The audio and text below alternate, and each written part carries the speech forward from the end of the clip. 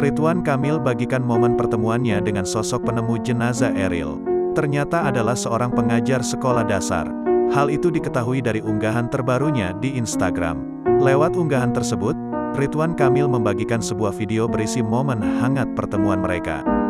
Dalam video tersebut, Ridwan Kamil sempat bersalaman dan bercerita dengan sosok penemu jenazah Eril tersebut.